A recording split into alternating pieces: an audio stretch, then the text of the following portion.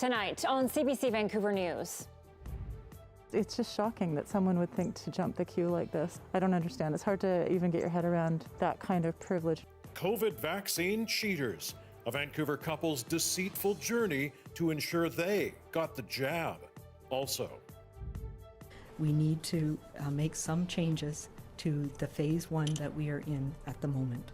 Doses delayed. A shortage of vaccine has BC suddenly shifting its COVID immunization plan.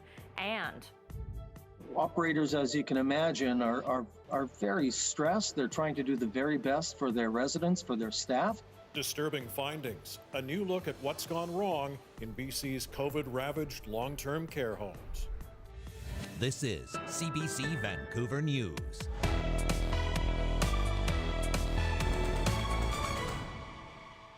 good evening and thanks for joining us. A BC couple is at the center of a sophisticated scheme to jump the vaccine queue by traveling to a tiny town in the Yukon. They chartered flights, broke quarantines, and were ultimately charged. Tanya Fletcher has more on the couple, their trip north, and the growing outrage over it. I think it's a good example of privilege. It seems a bit slippery. I think it's kind of sad. This is the couple at the center of it all. Rodney Baker, now former CEO of the Great Canadian Gaming Corporation, and Ekaterina Baker, a Russian-born actress. It's believed the pair flew from Vancouver to Whitehorse on January 19th. 2 days later, skipping the mandatory 14-day quarantine, the Bakers chartered a flight nearly 500 kilometers away to Beaver Creek, Canada's westernmost community near the Alaska border. That's where they allegedly lined up outside one of these mobile vaccination clinics, posing as workers of the local motel.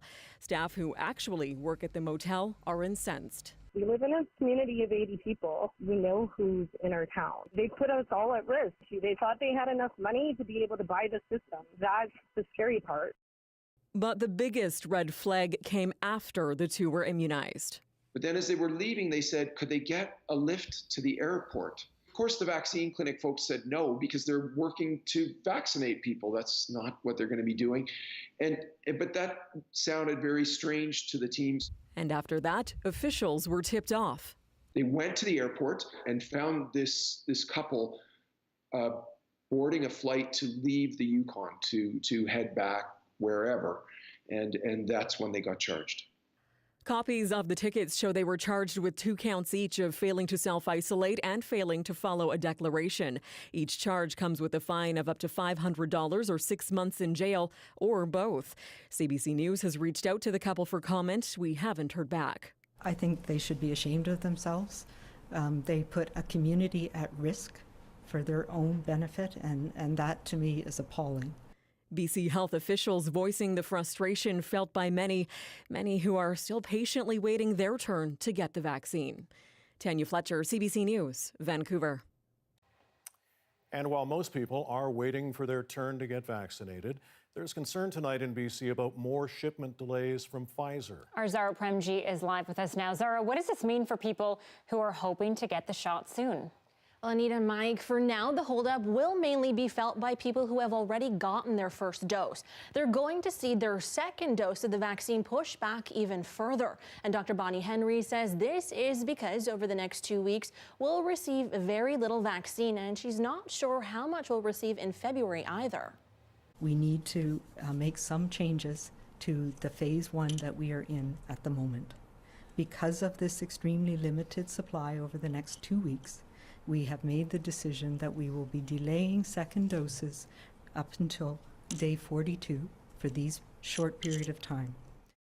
BC has handed out nearly 120,000 vaccines to date, but few of the second doses have been given. So nearly 116,000 people are waiting for their second dose here. And Dr. Bonnie Henry says what supply they do have left will be used to finish long-term care home immunizations and help with outbreaks. And Zara, we also got more clarity on the coronavirus variants. What did we learn today? We know BC has 5 cases of the variant out of the UK. Dr. Henry says they're all travel related or someone coming in close contact with a traveler. But there's not been any ongoing transmission from those cases so far. We also have 3 cases of the variant out of South Africa. But Dr. Henry says what's concerning is they are not linked to travel, something contact tracers are trying to figure out. Now, another point of concern for Henry is the number of COVID-19 cases in our province. She says the number of positive cases may seem like it's dropping, but we have actually hit a dangerous plateau. In the last couple of weeks, we have plateaued at about 500 new cases of COVID-19 a day. This is too many. This leaves us at a precipice, at a brink, where we can see rapid takeoff, particularly if we start to see any of these new variants starting to transmit in our community.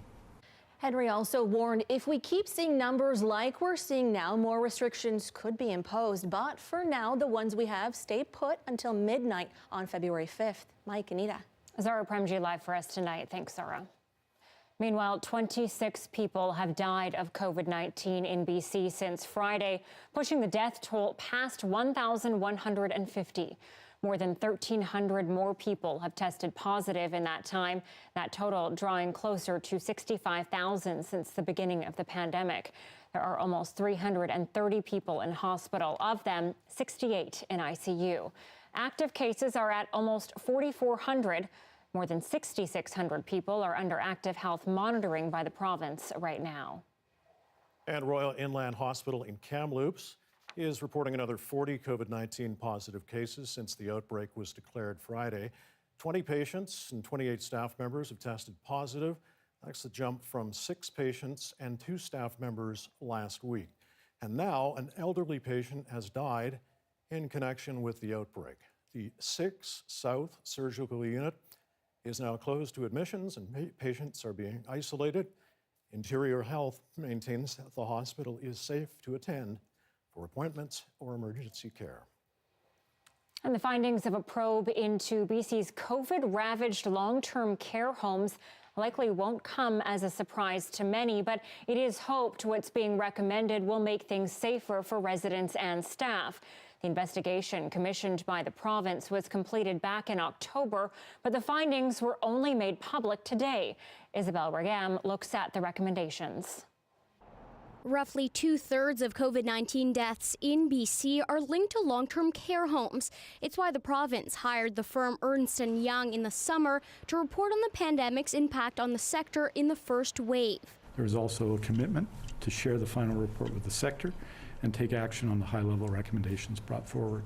The report made 19 recommendations, among them a need for more consistent policies across regions, a standardized plan on how to handle an outbreak at a care home, and improved clarity on oversight and access to supply, including PPE. But the government is facing criticism for only releasing the report now, 3 months after its completion in October. That's one of the problems when you get a report and you don't release it. There is no transparency, and families continue to feel heartbroken. Looking at this report, I struggle to see that these recommendations have been implemented because we're still largely dealing with some of these problems today. The CEO of the BC Cares Providers Association also unhappy with the rollout and the outcome. The association is among 40 groups that provided data and interviews to be used in the report. Operators, as you can imagine, are very stressed. They're trying to do the very best for their residents, for their staff, and yet they have to deal with communications that's confused, that's inconsistent. The health minister apologized for the delay today. Should have been released earlier. I take responsibility for that. He insists the province has made considerable improvements in long-term care since the first wave. Isabel Regam, CBC News, Vancouver. And each day in BC, more and more people are losing loved ones to COVID-19. More than 1,000 people have died in our province, including a man from Abbotsford you're about to hear about. He was one of at least 11 to die of the virus inside the Meadow Place care home. And as John Hernandez reports, despite never running for office, he has a longtime fixture at City Hall. Bill Hareen could yak it up with just about anyone. Yeah, from city councilors to the homeless. He could chat it up with all of them. And if you wanted to know what he was proud of, all you had to do was take a look at his car. His car was decked out in lots of decals. It was very noticeable in the community of Abbotsford. Teamsters decals, veteran decals, Salvation Army decals. Hareen was born in Vancouver and joined the Navy when he was just a teenager, serving in the UK during the Second World War. On Remembrance Day, he'd reflect, once writing, "I was one of the lucky ones. The sound of the bugle, a reminder of the 1940s and the thousands wearing the same uniform as me who would never come back." He came back to BC, where he started a family and a career as a truck driver. He was forced to retire at 55 when he was diagnosed with a disease that paralyzed him from the waist down. But it never got in the way of his love for the road. And his last car, his Cavalier, it was converted to hand controls. He was able to walk on his clamp-on crutches and get in and out of the car. And then towards the end, he actually had a wheelchair that he pulled out of the trunk of his car. So up until 2018, he drove. The last few decades of his life spent in Abbotsford, where he was a regular at city council meetings, always sitting in the same chair. I'm in my 5th term as a councillor, so I've been there a few years. And as long as I can remember, Bill was like a fixture in our chambers. A city council attendance record that would give any elected official a run for their money. They even put a plaque on his seat with his name on it. There was no parking allowed except for Bill. So we did make exceptions for Bill so that he could attend the meetings as much as possible and as easily as possible. But he stopped going as his health worsened. Then the pandemic. His care home, Meadow Place, one of many in the province grappling with outbreaks. Hareen tested positive for the virus in December. He died 2 weeks later. It was devastating, but he wanted to fight it, and he did his very best. Hareen leaves behind a legacy of war medals, civic plaques, the respect of his peers, and the love of his family. John Hernandez, CBC News, Vancouver.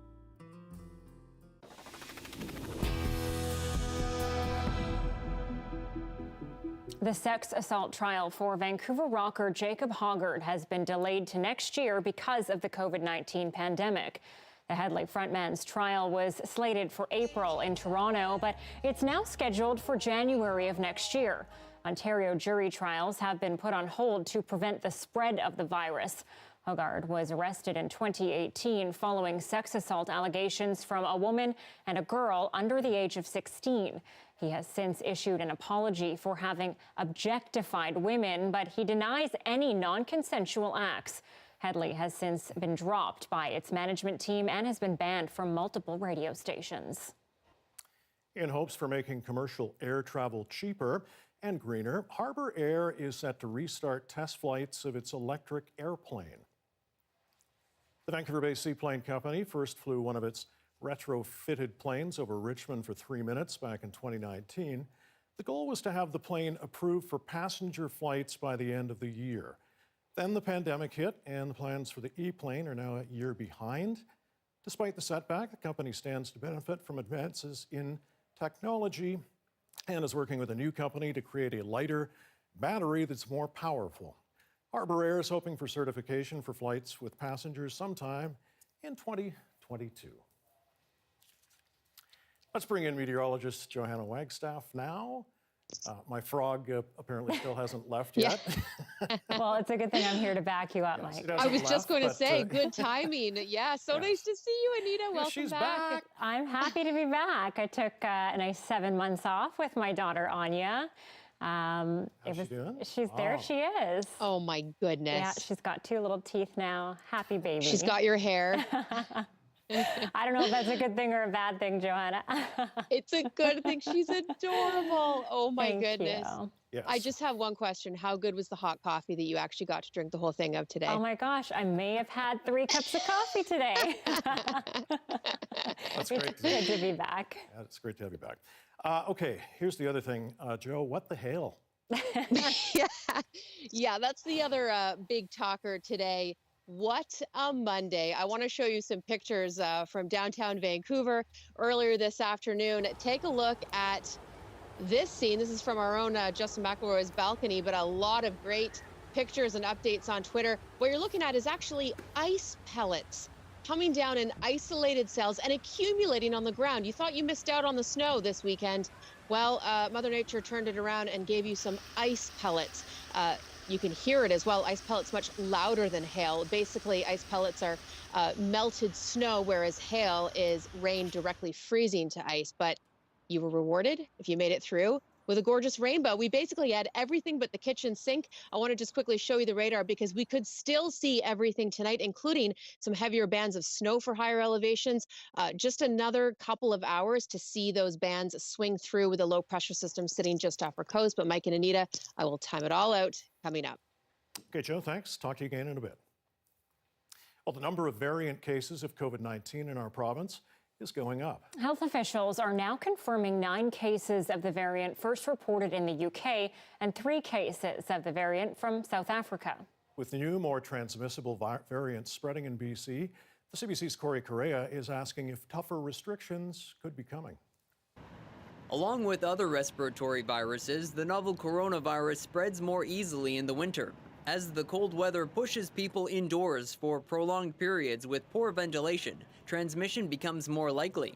So health officials have advised people to move interactions outdoors. Where we had some leeway in the summer, when we had lower rates and lower transmission, we now need to pull back from.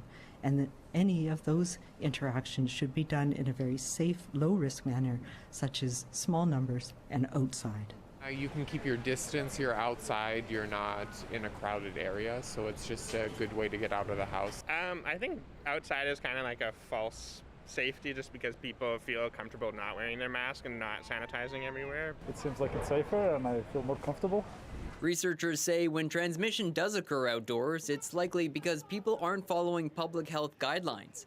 UBC professor at the School of Population and Public Health, Michael Brower, says being outside is generally low risk. So the vast majority of transmission is indoors. When it does happen outdoors, it's very likely that those are people not wearing masks and very close together. He says wearing masks while out walking, jogging, and cycling is helpful, but not necessary for such low-risk activities. When people are moving, that is going to be safer in general, just because you're getting more airflow, and so that's just like having ventilation indoors. You're sort of creating your own little micro winds. Where they should be concerned is the events leading up to, in between, or after exercise. Certainly activities where you're close to people, though, that's where you need to be concerned. So if we're talking skiing itself, wouldn't be a particular concern, but waiting in line. It's mostly those kinds of those things that are related to the activities. All that being said, while health officials say they are still very concerned about the new coronavirus variants, their advice remains the same as it has for months. Practice physical distancing and frequent hand washing. Avoid non-essential travel. Isolate if you have symptoms. And where appropriate, wear a mask. Corey Correa, CBC News, Vancouver. We know outside is better than inside, but I think, it's true. We get that false sense of security when we are outside. You do see a lot of people with masks on, but we heard what Dr. Bonnie said today. Stay apart. Okay, a reminder, you can also watch our newscasts live on CBC Gem. CBC Vancouver is also on Facebook, YouTube, and Instagram. The Trudeau government on the defensive as Parliament resumes after the winter break. Coming up, the opposition pounces on the PM for his government's handling of the pandemic.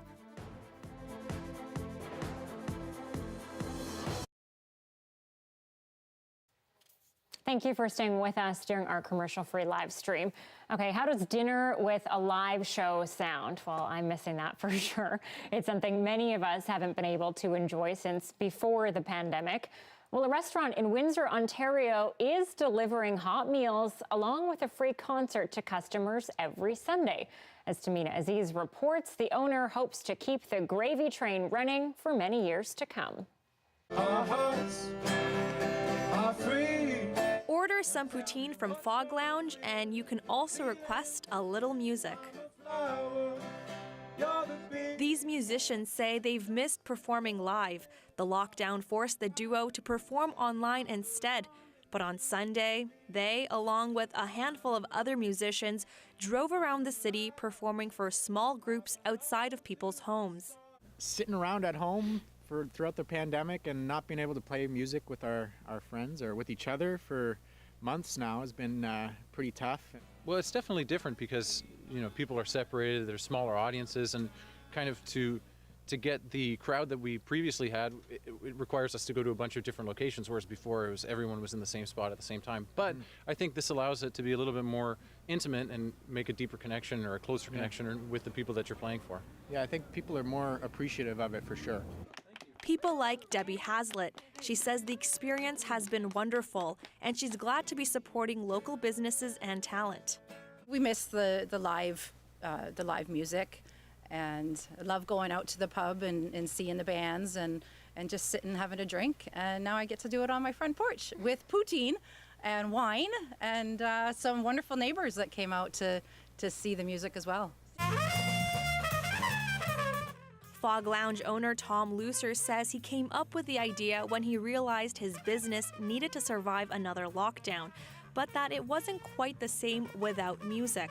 The initiative started 6 weeks ago, benefits both Fog and local musicians. He says it's been such a success that his restaurant now runs about 50 shows every Sunday. He plans on keeping it going post-pandemic. For an artist to not be able to perform is really devastating, actually, which we learned in the beginning in March. And now we're learning that it's really a buoying experience to have them be able to play. So it's not just like dollar signs for us. It's like this is a real way to contribute and support artists on a massive scale. Despite the snow and cold weather, the musicians say it felt good to perform live again. They hope to keep singing for other people's suppers as long as they can.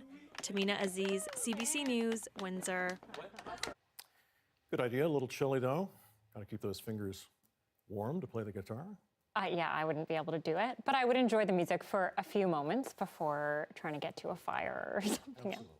Okay, Parliament back after the winter break, and it got a little feisty. We'll have more on that and the rest of the day's news coming up.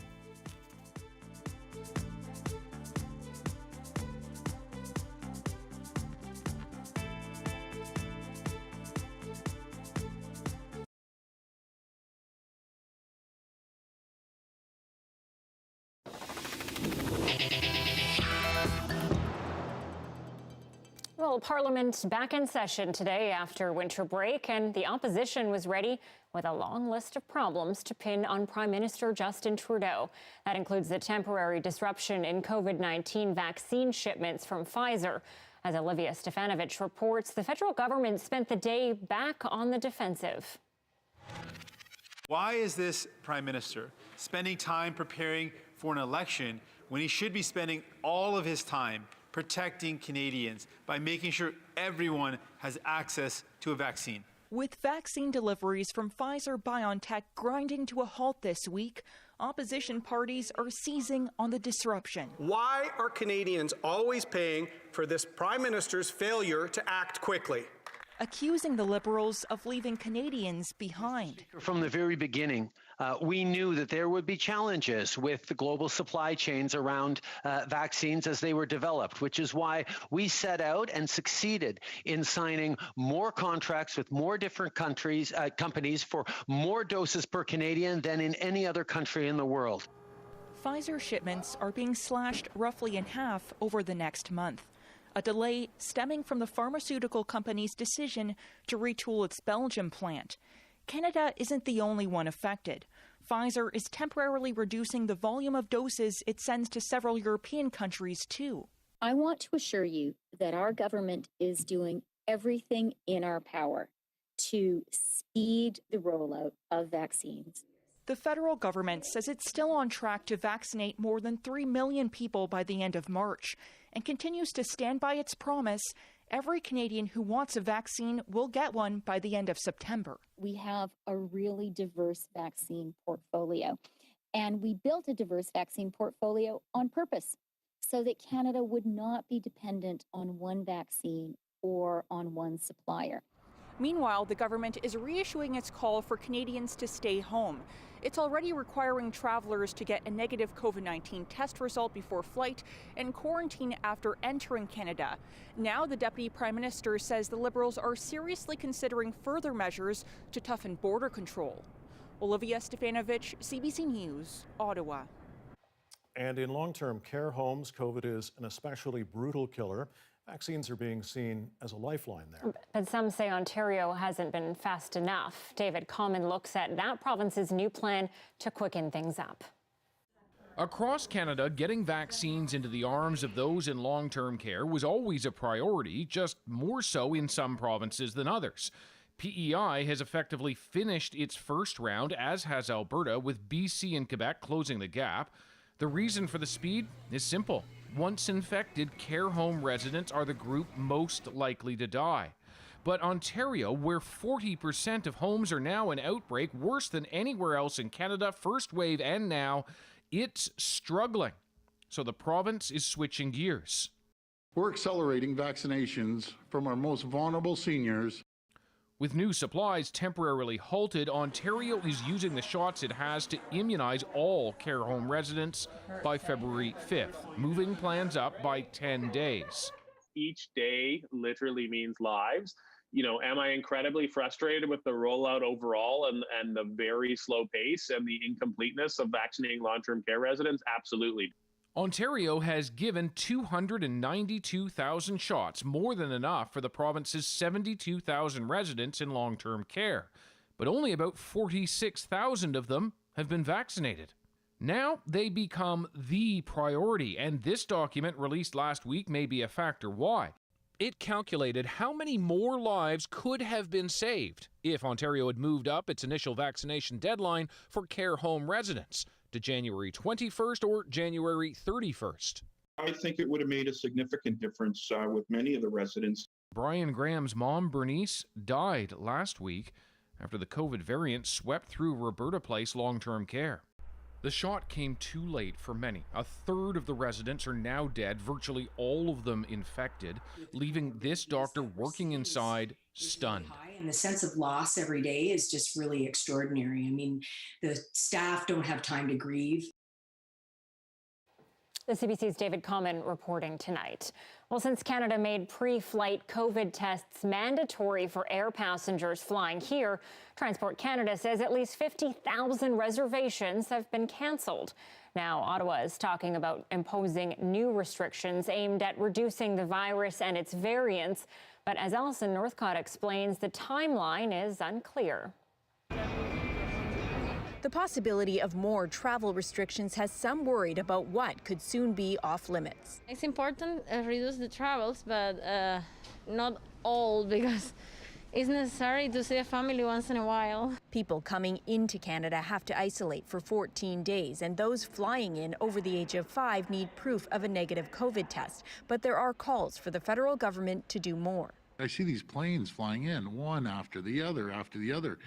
And every time I look up in the sky, I'm thinking, how many cases are coming in? This has to stop. Now is not the time to travel. Ottawa is weighing its options. Our government absolutely is looking seriously and carefully at measures to further guarantee the toughness of our border measures. Quebec Premier François Legault has floated the idea of mandatory hotel quarantines at the traveler's expense after non-essential trips abroad, similar to New Zealand. This looming 14-day quarantine in a hotel is, I think, the only thing that's going to restrict people from traveling completely. It may be too late to prevent the importation of those particular variants. This researcher has studied the effectiveness of travel restrictions when it comes to controlling the virus. It could still continue to reduce the number of those cases coming in. Plus, as we're learning, there are new variants of this emerging all the time, and so it could be useful in preventing them. But there may be limits in how far the government can go, since it's a charter right for Canadians to enter or leave the country. You would have to show that everything else has failed, and you have to show that with, graphs and facts and figures. Airlines say they're already feeling the strain and want the government to consult with them. Alison Northcott, CBC News, Montreal.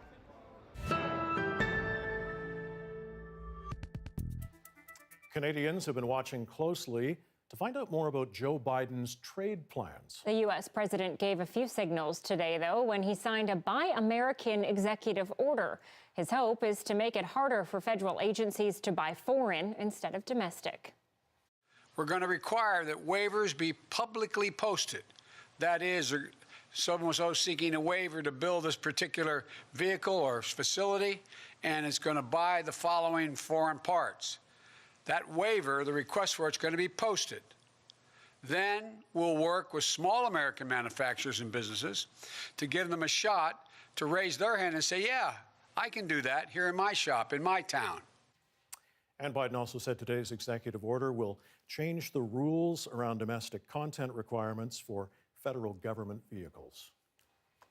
And the trial of Joe Biden's predecessor moved a step closer tonight in the United States Senate. Ready to present the article of impeachment, which has been preferred by the House of Representatives against Donald John Trump. That article charges Trump with inciting insurrection in the January 6th siege at the Capitol that left 5 people dead. Tonight, CNN reported Biden doesn't believe there will be the 67 votes needed to convict. Arguments are set to begin the week of February 8th. Well, a record number of emergency calls for BC's search and rescue teams this winter. Why COVID is making the missions much more complicated and the toll that's taking. Next.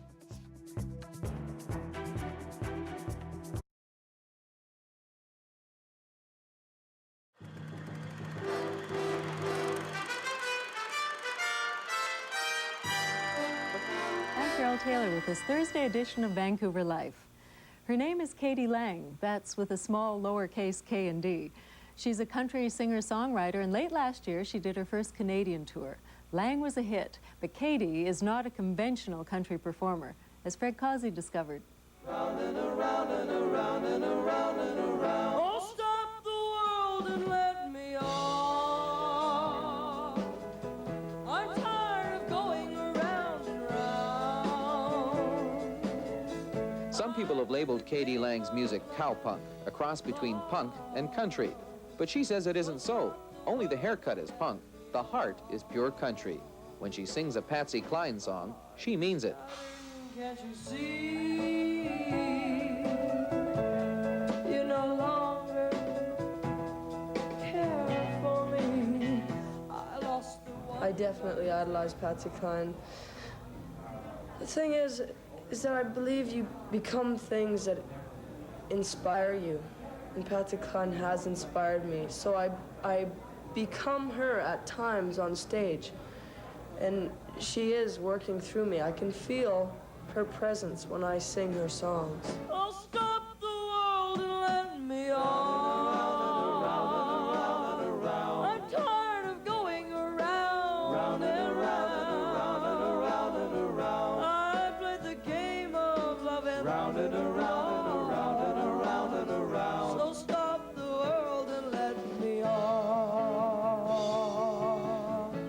Katie Lang says she's not making fun of country music, but she sure has fun with it. I do see the humor in it. I do see the humor in it. I see the humor in a song that goes D-I-V-O-R-C. You know, like that is funny, but it's real. There's people out there that are going through DIVORCs. And their little J-O-E is having problems understanding it.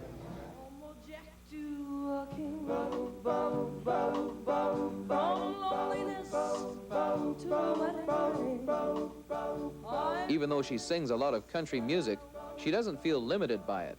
Because I look in my audience and I look on the dance floor and there's people there from 60 years old to really hardcore people, you know, with funny hair. And I'm going, well, this is what I really aspired to do, was to break the barriers. Oh yeah, it's energy and it's great. She's great to dance to. Awesome.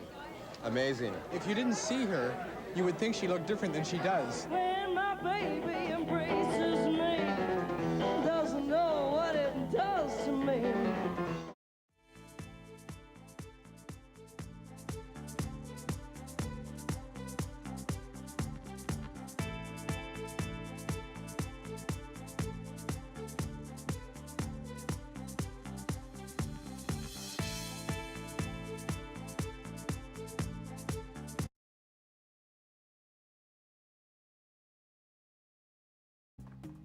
Some of the stories we're following tonight on CBC Vancouver News. Wouldn't matter what kind of money I had, I would never try to jump the queue. Outrage is growing tonight over a Vancouver couple accused of chartering a plane to a small Yukon community to get doses of the Moderna vaccine. Rodney Baker is the former president and CEO of Great Canadian Gaming. His wife, Ekaterina Baker, is a 32-year-old aspiring actress. It's said the couple claimed to be new employees at an area motel. They have now been fined. That the amounts that we were expecting to receive in the first week of February have been dramatically reduced. And we right now do not know how much, if any, vaccine we'll be receiving the following 2 weeks in February. BC has suddenly been forced to adjust phase 1 of its COVID-19 vaccination plan. The province got word over the weekend that shipments are being further reduced. As a result, the second doses of the vaccine will be delayed to day 42 rather than day 35 in order to provide protection to a greater number of people. Unclear and inconsistent guidelines. A new report looking at BC's long-term care during the pandemic is making 19 recommendations. They include a standardized plan on how to handle outbreaks in care centers and how to isolate COVID-positive residents to try to prevent spread. BC's wilderness is bustling this winter, but that also means the province's search and rescue teams are fielding a record number of emergency calls. As COVID is making efforts even more complicated, Greg Rasmussen shows us the toll the pandemic is taking. Preparing for the unknown. A young woman has been missing for 16 hours. About 50 rescue volunteers have set aside family and work to help in a desperate search in the mountains near West Vancouver. A nurse and 2 other rescuers ascend to be dropped into a remote location. She told her boyfriend that she had lost her way at 3:30 yesterday. Rather than phoning, she did not phone 911. We're definitely concerned. Off the east side of the ridge. They just spotted her, so, yeah, I heard that, so. Yeah. Okay. At the search headquarters, spotters in a helicopter radio in. They had just located 21-year-old Nikki Donnelly in a steep gully, but she's not moving. They'll have to do an aerial extraction. She's in steep, inaccessible terrain where a helicopter can't land. She posted video on social media from her solo hike, but then she ran into trouble, got lost, and her cell phone failed. By the time the crew reaches her, it's too late. She's dead. I want to pull them away from this cliff. In the past year, search and rescue crews in BC have responded to about 1,900 calls, a new record. A surge linked to more people spending more time in BC's backcountry. The busiest rescue team, which saw calls double in the past 12 months, is based in North Vancouver. We attribute that to social media, to the amount of people that are on the trails and people wanting to kind of enjoy that experience on their own. But in doing so, they're getting into more technical terrain and they're losing that cell signal as well. 30 feet away. Roger. In addition to many more calls, rescues are complicated by COVID precautions. For example, rescues like this one last year near Squamish show how people have to be in close proximity, sometimes for hours in small spaces like helicopters. Missions often involve dozens of searchers and can take days or weeks. The all-volunteer crews now face additional COVID-related health worries. At any one time, multiple tasks can be underway in the province, such as this search earlier this month on Vancouver Island for a missing kayaker who might have ended up stranded on shore. I'm on Trail Forks now. Another location, another call-out. This time, a search for a man believed to be somewhere in the hills of a Vancouver suburb.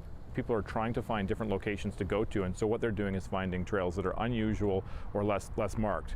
The complication with that is that these trails have less infrastructure, there's less trail marking, and they're not that as well known in guidebooks or online reports on how to find and access them.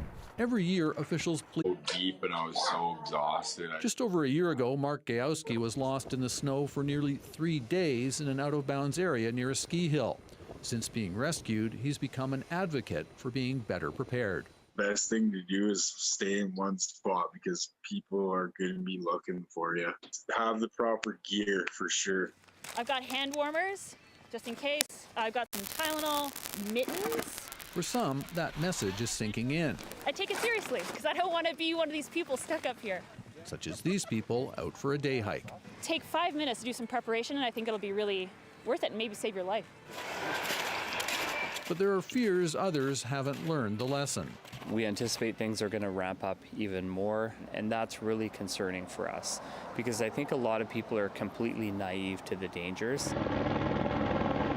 For the would-be rescuers on Cypress Mountain, it's an emotional end to a tough day as they fly out with Nikki Donnelly's body. A reminder that this inviting landscape can quickly become unforgiving. Greg Rasmussen, CBC News, North Vancouver.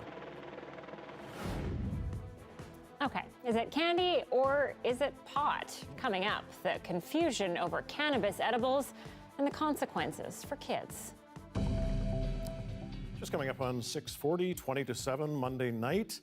As we showed you earlier, an intense hailstorm rolled through parts of Metro Vancouver this afternoon. Could we see more? What about snow? Joe has all the answers coming up next.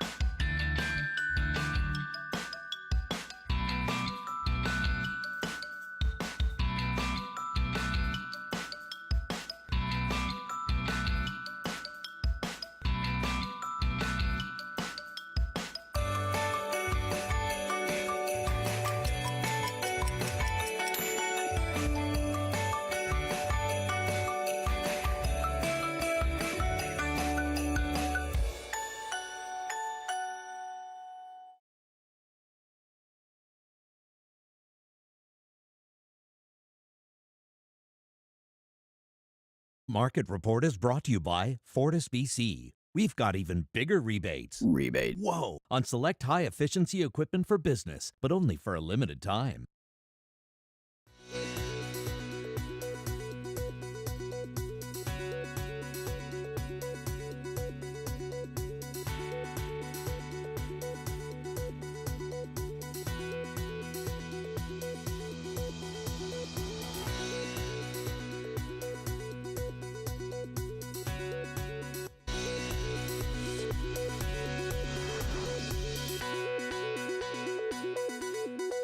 There's concern some cannabis edibles are being mistaken for just regular old candy.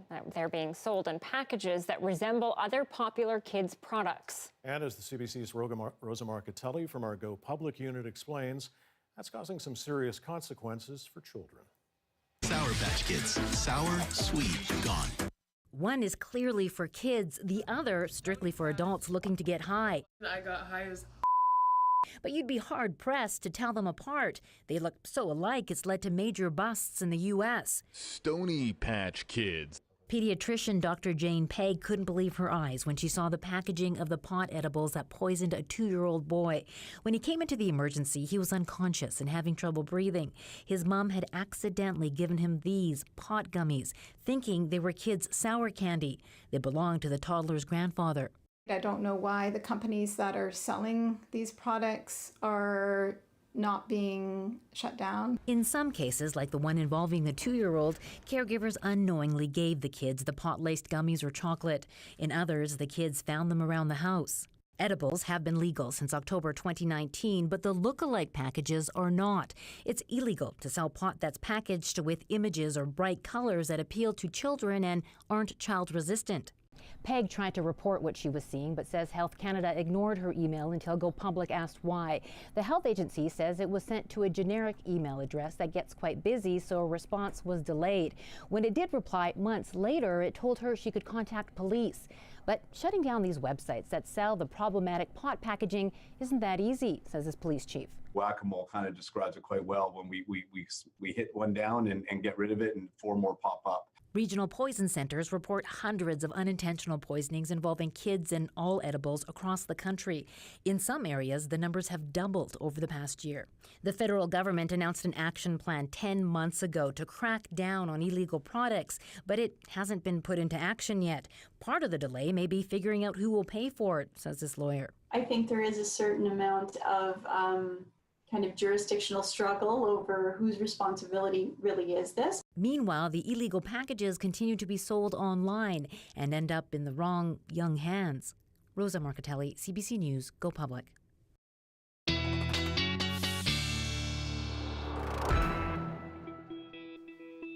Meteorologist Johanna Wagstaffe joins us now. Johanna, are we going to get any good snow? I know we were supposed to. We had that. I was driving in today and I got stuck in that hail session. Yes. I loved it. And the sunshine was coming through. It was beautiful. It was a beautiful day, yeah. And I know if anyone's searching for the snow, it's you, Anita, or at least the winter weather. We've got a wintry next couple of days ahead. I don't see a big system, but it's not out of the question over the next couple of days with a cooler air mass and an active storm track. We could see some more winter precip across the south coast. I don't see a big event, but we could see some more days similar to today. Let me show you the big picture and explain what's going on. So we've got this lingering but weakening low pressure system sitting right in the Strait of Georgia. That is what is bringing the wild weather today. We might get a few more bands in the next couple of hours. The front that's tracking in from the Pacific won't get here until tomorrow night. So watch as I take you through this general forecast. You can see the cells coming up from the south as they wrap around the center of that low off to our west. So not out of the question. Again, overnight, we could see some wet snow switching back and forth with some ice pellets possibly.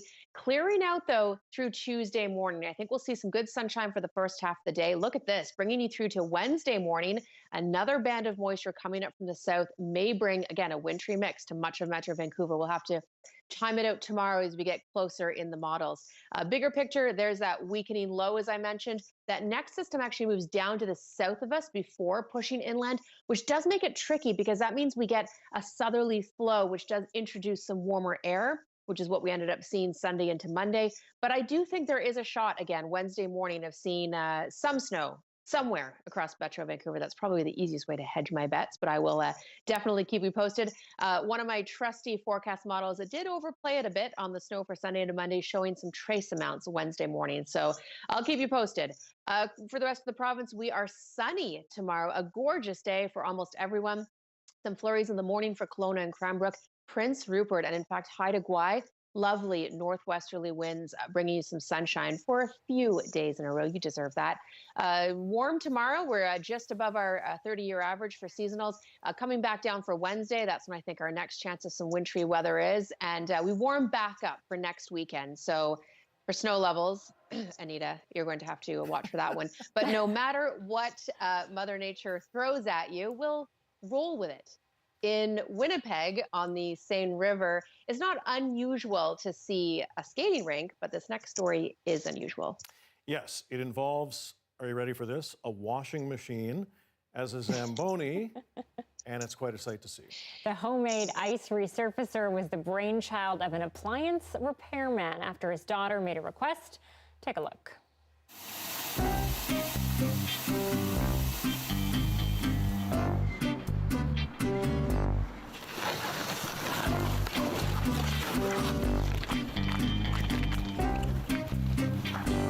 My daughter wanted a rink on the river, and so she went through the trouble of shoveling it out, and I helped her shovel it out. After a few hockey games and floods and people skating, we needed to figure out a way of quickly smoothing out the ice. I work in the appliance business. I have a small repair shop called Elmwood Appliance Service. So I took an old washer, gutted it, put some plumbing underneath and some skis on it, and was easy to transport and smooth out the ice. It was a lot of work. It was a one-day project that turned into a 2-week project. The response from people, like yesterday we were doing it for the first time and there's people who were like, this is like the coolest thing ever. They thought it was a fridge. Is it a fridge? Is it a dryer? It's a washer. Plans for the future use. It's gonna probably become yard art. Maybe there'll be rinks next year, but there's no way to know. We'll just have to see if we won't have as much time. But I'm sure there'll always be people making rinks on the river, which is awesome. Better than any pandemic project I have tried to tackle. That's for sure. Genius. They must have been really bored. Will it wash the hot, stinky hockey gear at the same time?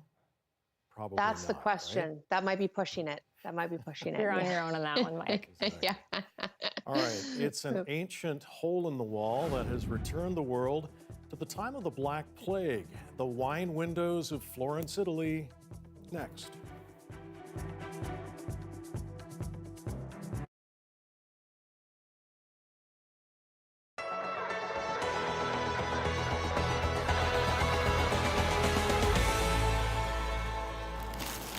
Andy Sue is setting up his flower shop for the day. Business has changed a year after Canada's first recorded case of COVID-19 was confirmed in the city. It's better now. People are more comfortable. They don't believe you have COVID when they see you anymore. They realize that you're just another shopkeep trying to make a living now. The color of my skin doesn't have such a weight as it did earlier. Sue says he sensed the anti-Asian and anti-Chinese tensions brought about by misinformation and stigma with the virus through his daily interactions with the community. His family business has been operating in the beaches for nearly 5 decades. People were a bit more apprehensive when they saw who was behind the door. It was very disheartening. He's not the only one. Zheng Yufang opened Wuhan Noodle 1950 in Markham 3 years ago. When the pandemic hit, the business started receiving upwards of 20 phone calls a day, telling him and his family to get out of the Canada and go back to the original country, like China, go back to China, or just stop spread the virus. He says the calls and barrage of hateful messages on social media took its toll on him. And experts agree. Carrie Wu, a sociology researcher from York University, has been studying the direct and indirect effects of COVID-19 related discrimination. He says they can be detrimental to health, especially when you add them on top of the stress of experiencing a pandemic. Experience discrimination lead to stress, anxiety, people cannot sleep well, and also self-doubt and all those negative emotions. right, and loneliness. In a recent survey, the Canadian Race Relations Foundation found that 78% of Canadians are concerned about the spread of hate speech online. And 60% of Canadians believe the federal government should do more to prevent the spread of hateful and racist behavior online. Behavior that can help fuel attacks like those seen across the country early in the pandemic. Perfect. Good man. Thank you, sir. Sue says he hopes the government is more proactive about clarifying virus-related misinformation to help curb and end the unnecessary stigmatization. It's definitely not fair. Canada is a country built on the backs of immigrants. Jessica Ng, CBC News, Toronto.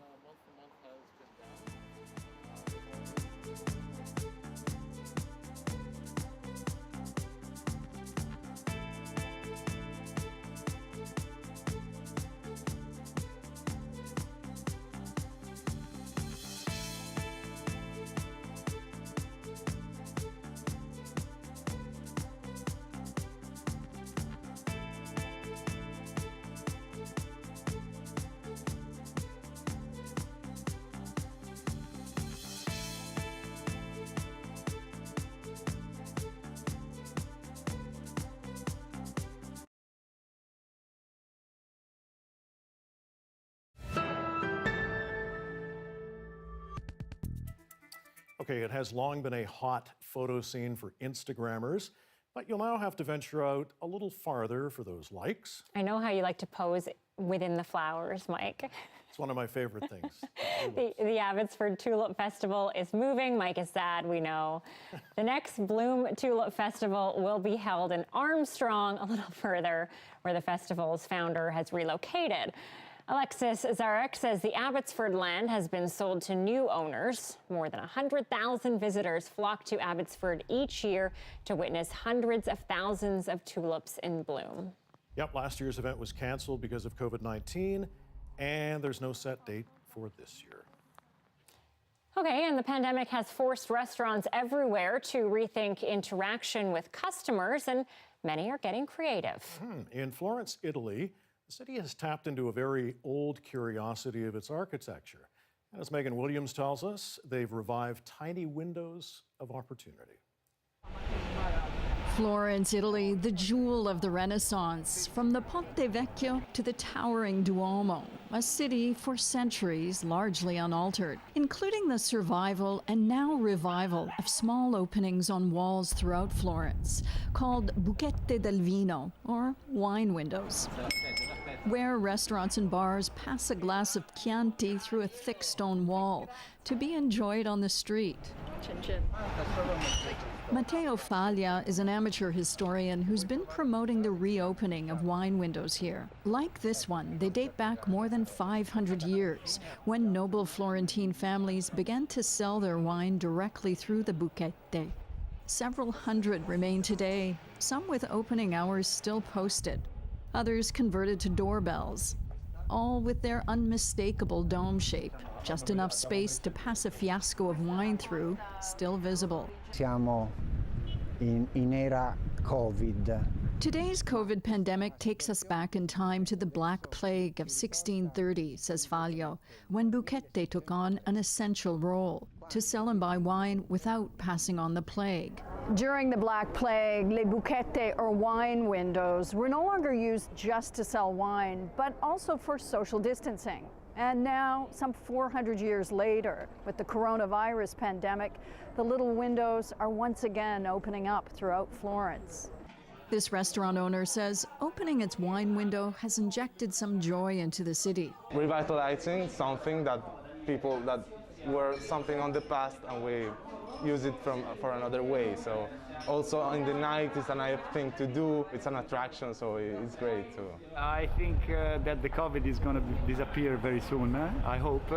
And nonetheless, I mean, this buchette will remain despite the COVID. Something worth drinking to. Megan Williams, CBC News, Florence. It seems very civilized. It does. And safe, right?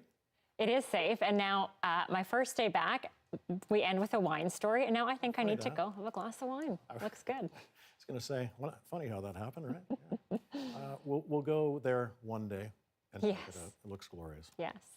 All right, you can always find our newscasts online at cbc.ca/BC. Our next local news is at 11 after the national. Before we go, check out some of these photos of the stormy weather we got earlier today. A little bit of hail, a little bit of sun, a little bit of everything. Dan's here at 11. Have a great night. Thanks for watching.